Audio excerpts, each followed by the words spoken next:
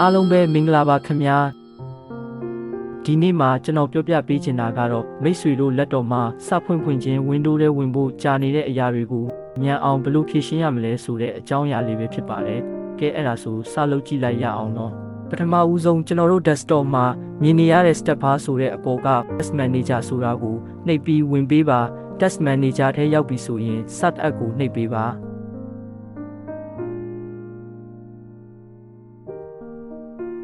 အဲ့မှာမိတ်ဆွေတို့အသုံးမပြုဖြစ်တဲ့ software တွေကစဖွင့်ဖွင့်ချင်းမှာ auto ပွင့်နေတယ်ဆိုတာကိုတွေ့ရပါလိမ့်မယ်ကိုအသုံးမပြုတဲ့ software တွေမပွင့်စေချင်ဘူးဆိုရင် status ဆိုတဲ့နေရာက unable ဖြစ်နေတာတွေကို disable လုပ်ပေးလိုက်ရင်ရပါပြီခင်ဗျာမိတ်ဆွေတို့နောက်တစ်ခေါက် laptop ကိုဆက်ပြန်ဖွင့်တဲ့အချိန်မှာတိတိတတ်တာမြန်ပြီးအသုံးပြုရအဆင်ပြေသွားတာကိုတွေ့ရပါလိမ့်မယ်အဆုံးထိကြည့်ရှုပေးလို့ကျေးဇူးအထူးတင်ပါတယ်ကျမ်းမာကြပါစေခင်ဗျာဘီစစ်